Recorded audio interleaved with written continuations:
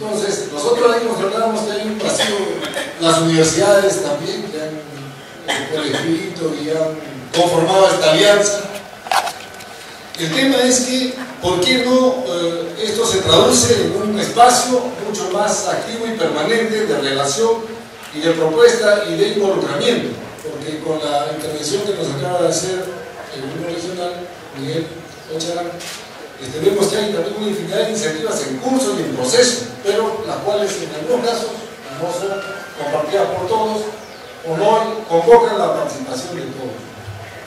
Entonces, yo una primera pregunta que quisiera hacer a nuestros panelistas es qué mecanismos o canales podríamos ver a futuro como instancias o espacios de convocatoria más permanente. Y en ese sentido yo sí pienso que una debilidad que ha sido clara en estos años ha sido la debilidad del gobierno regional como elemento articulador, porque en nuestro plan estratégico, el que está vigente y que figura en la web del gobierno regional, es el plan elaborado hace el gobierno regional, cuando todavía estaba don Ayón. Y después, entonces, vemos que no hay el suficiente consenso sobre. No ha habido la revisión ni la incorporación y adecuación a los nuevos elementos del contexto regional. Y esto yo creo que es síntoma también de una situación que en medio de todas estas oportunidades que se abren, también es necesario mencionar lo que son las fragilidades o vulnerabilidades que nuestra realidad tiene, ¿no? Esta última temporada de lluvia, digamos, que ha sido extraordinaria, pero nos pone en medio de una precariedad donde casi todo el tránsito colapsa, nuestras rutas vecinales colapsan, el acceso a los distritos, en la zona alta, en todas las zonas apartadas, ha tenido problemas, ¿no? El canal Majes, ¿no?, que sufre una rotura, una de nuestras obras de infraestructura más importantes. Entonces también esto nos muestra vulnerabilidades que hay que atender. En el tema del empleo, tenemos una dinámica de crecimiento muy importante, sin embargo, la precariedad del empleo en muchos sectores, que hablamos de interior informal, transporte, como que son estos otros elementos que también forman parte de nuestra realidad y que a veces son los puntos que, al no abordarse por todos y desde las políticas públicas, entonces son esos elementos que aparecen como las fisuras o fracturas que impiden una cohesión regional mucho mayor. Y por lo tanto también son las manifestaciones de las brechas que hemos hablado en la intervención de Pepe y las intervenciones de los ponentes. Creo que la agenda regional tiene que estar medidas decididas a romper o superar, a cortar esas brechas sociales. Y entonces ahí tiene importancia lo que debería ser un gran programa regional de atención a esto en términos de que está abordándose, ¿no?, desde la parte de infraestructura vial, los servicios básicos. Y de estos servicios básicos, sí, yo creo que conviene revalorar el tema de lo que significa en términos estratégicos y de competitividad lo que es la realidad del sector educativo. El sector de educación creo que está las últimas 3 o 4 décadas en el país sumido en una crisis de la cual resulta a veces muy difícil ver perspectivas de salida, ¿no? Y entonces tenemos que en el boom minero que vivimos, las empresas no tienen la oferta o los recursos técnicos necesarios y el sistema educativo formal no los absorbe, entonces se buscan mecanismos paralelos, rápidos, inmediatos que den los recursos en términos de profesionales o técnicos, mano de obra técnica para atender este crecimiento. Y sin embargo nosotros tenemos los miles de trabajadores o empleados en situación precaria, ¿no? Y esto en el rubro transporte, en el rubro comercio y en el rubro minería informal, que forman parte de nuestra problemática nacional. Entonces, yo creo que el tema de las brechas sociales es uno de los temas que debiera ser eje para allanar el camino y de construcción de una visión compartida en la región. Si no se abordan estas brechas, persistirá entonces esa visión de los conflictivos y problemáticos y de lo que quiere la producción. Y yo creo que es una visión que necesitamos romper. El otro tema es la visión macroregional. O sea, ahí quizá debiéramos ser consecuentes desde una mirada regional de la necesidad de mirar la realidad del sur como una realidad integral, y eso lamentablemente en los últimos años no se ha propias alternativas políticas que están vigentes, porque en relación a Majes Ivas, el Partido Nacionalista de Cusco piensa una cosa, el Partido Nacionalista de Quito piensa otra cosa, el Partido Aprista de Cusco piensa una cosa, el Partido Aprista de Quito piensa otra cosa. Entonces, necesitamos frente a estos temas recuperar esa visión de la macro región, porque será la única posibilidad de aprovechar estas oportunidades que se abren con la integración con Brasil, Bolivia y el norte de Chile, y también una vía para poder realmente constituir un espacio económico y político importante que pueda contrapesar Lima. Si no, va a ser imposible variar el patrón centralista que tiene el país. El otro tema de acumulación, de articulación logístico para el sur peruano, el puerto y las vías que se van desarrollando. Entonces, más allá de cualquier chauvinismo, se trata, yo creo, de más bien ver ese rol de la ciudad y cómo a nivel de los servicios desarrolla y cómo a nivel también de sus recursos los maneja para evitar un colapso y su insostenibilidad, que a partir del agua, ¿no?, vemos que ya se presentan problemas que pueden hacer crisis. Estamos cerca del 1 millón de habitantes y en nuestras políticas públicas, por ejemplo, no ha habido una política clara de sostén y soporte a lo que es nuestro entorno ambiental. Y hablamos aquí del área de, por decir un caso claro, la Reserva Nacional Salinas Zabala Blanca. Esta zona que está detrás del Misti, que es un área protegida, que sostiene, brinda los recursos hídricos que hacen posible la energía, el agua potable, la agricultura, no tiene a veces en las políticas el suficiente soporte que nos garantice a las próximas generaciones los recursos hídricos que permitan soportar nuestro crecimiento. Entonces, yo creo que en la definición de este rol también aparecen problemas de sostenibilidad de nuestro crecimiento y la necesidad de desarrollo de servicios para que sean un soporte a todo el desarrollo logístico, de circulación de gente y de mercancías que se desarrollan en el sur peruano.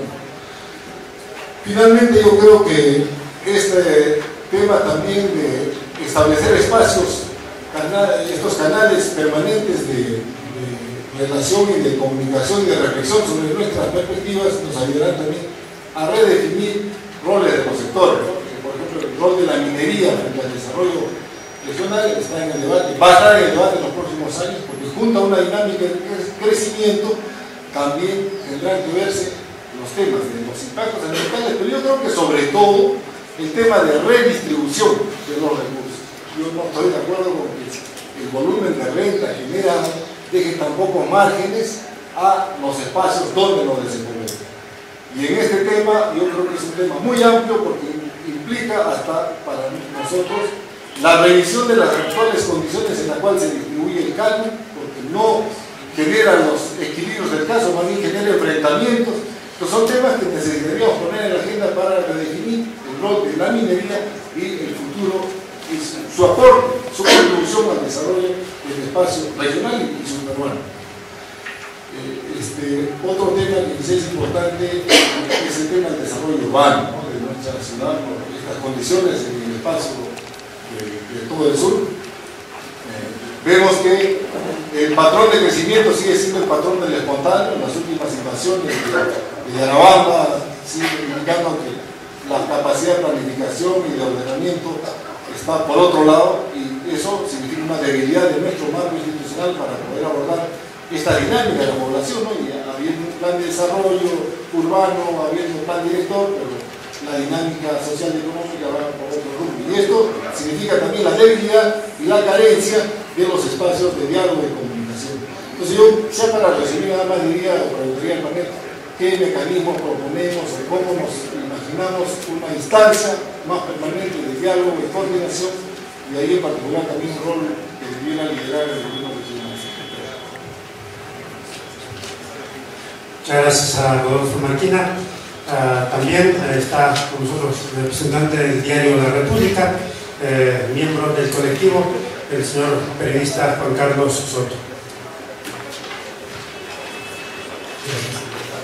Buenos días. Yo tenía dos inquietudes. Una era para el representante de las universidades y quería hacer un preámbulo, digamos, a esta interrogante. Por lo que hemos escuchado aquí, la sensación que existe sobre la misión de desarrollo de Arequipa es que no nos hemos preparado, ¿no? Ha sido un crecimiento que de alguna manera ha devenido por el aporte de la inversión privada y la verdad que no estábamos preparados. Y al futuro también lo que se plantea es una necesidad, por ejemplo, de infraestructura, ¿no? Ahora se habla del reto que vive Brasil y falta de energía, por ejemplo, y eso evidentemente se debe a que no nos hemos preparado. La pregunta puntual para el tema de las universidades era: ustedes han planteado un plan, las 3 universidades, pensando qué es lo que se debe hacer con Arequipa o qué es lo que necesita Arequipa. Y la pregunta es fundamentalmente en el sentido de que si las universidades, por ejemplo, están dando los profesionales que la región requiere, ¿no? Por estudios se dice que no, por ejemplo, que existe formación de otro tipo de profesionales, pero de repente no los que actualmente necesita la dinámica económica, ¿no? Esa es una pregunta. Y la otra era para el ingeniero Ocharán. El ingeniero Ocharán ha hecho una exposición de un programa de desarrollo de obras que ha desarrollado el gobierno regional, pero al margen obviamente de centralizar la crítica en el gobierno regional y obviamente con la experiencia que él tiene trabajando en la administración pública, ¿no cree, por ejemplo, que la inversión pública es demasiado lenta? Por ejemplo, si la comparamos con la privada, ¿no? En la privada se ve son mucho más ejecutivos en ese sentido. Por ejemplo, hay un estudio, ¿no?, en donde se menciona que elaborar, ¿no?, un proyecto en la administración pública demanda de 2 a 3 años, ¿no? Y eso es prácticamente consumirse la mitad del periodo, ¿no? O sea, no creo que una autoridad sea elegida para ejecutar un proyecto. La pregunta concreta era: ¿no creen que de repente necesitamos tener una burocracia mucho más efectiva, mucho más rápida? Porque de los proyectos que hemos hablado aquí son proyectos que los hemos hecho hace 10 años, ¿no? Es prácticamente la misma agenda, ¿no?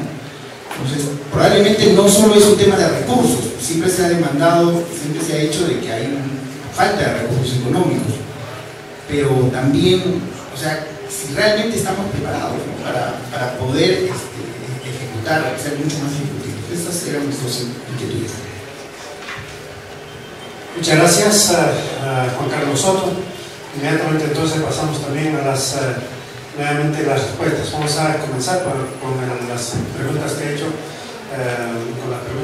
tanto Rodolfo Martínez y Juan Carlos Soto, y hacer algunas presiones también a cargo de Conrede con el ingeniero Jesús José.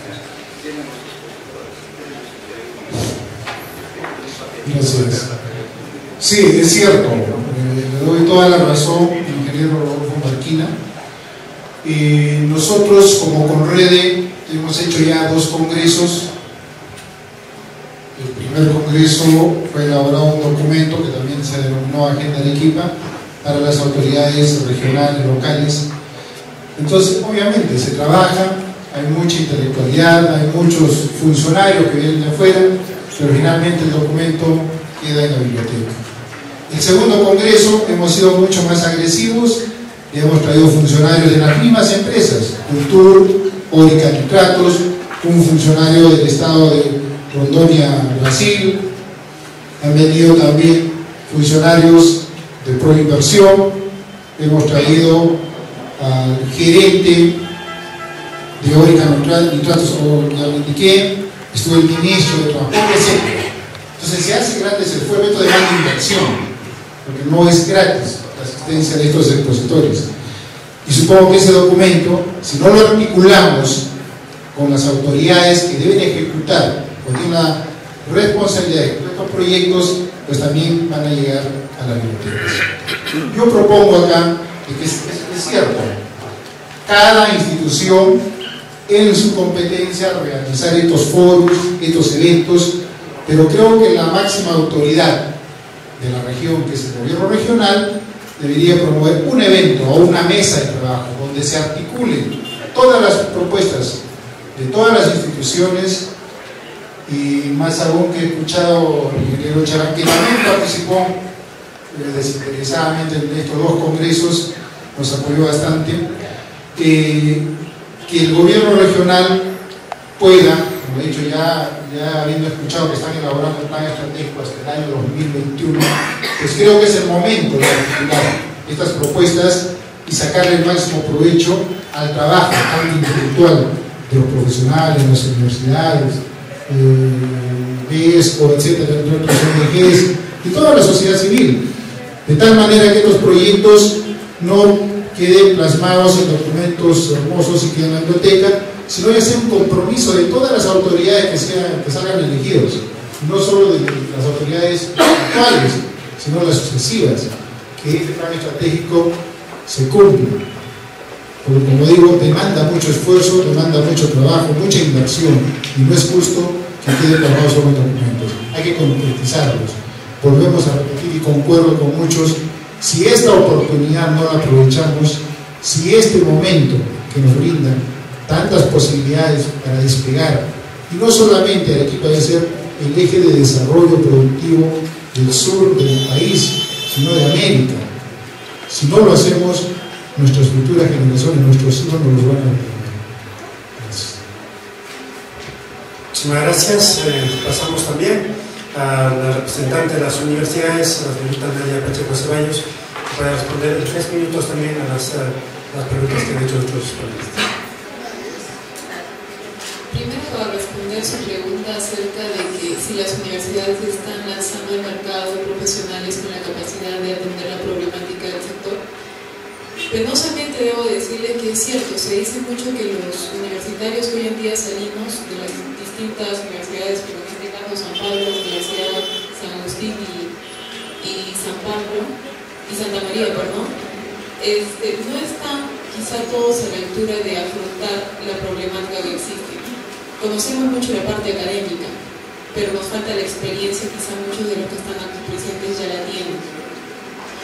Pero uno de los problemas básicos es que muchos de los jóvenes de hoy en día no se involucran y ni conocen la problemática de su región. Para afrontar esto es que nosotros, como proyecto de Agenda para el Desarrollo de Arequipa, estamos generando foros de concientización, sobre todo para los jóvenes, para conocer lo que es el sistema integrado de transporte, para conocer lo que es Majesiguas 2, la carretera de la Costanera, para conocer lo que es el puente Chilina, para ver las distintas oportunidades que estos proyectos nos pueden brindar. A su vez, me gustaría aprovechar esta oportunidad para invitar a las distintas autoridades y a la comunidad en general a las reuniones que nosotros tenemos. A fines de abril tenemos nuestro primer foro, que justamente está denominado Proyectos Estratégicos de Arequipa, en los cuales vamos a tratar lo que es Majesiguas 2, Puente Chilina y el Sistema Integrado de Transportes. A este foro van a asistir personas que conocen de estos temas, los técnicos especialistas, y vamos a invitar gente de afuera. Y si todo marcha bien, estamos pensando en invitar incluso a gente de Colombia, de México, que ya ha tenido experiencia con lo que es, por ejemplo, el Sistema Integrado de Transportes, para ver las debilidades y las fortalezas a las que se han afrontado. Y para responder a su pregunta de cómo es que podemos generar más diálogo, como este foro que lo están organizando ustedes, nosotros las universidades cada mes tenemos una reunión los primeros jueves de cada mes con representantes del gobierno regional, de las municipalidades, y aprovecho también esta oportunidad para agradecer públicamente al ingeniero Charán, quien es una de las personas más activas en nuestro proyecto.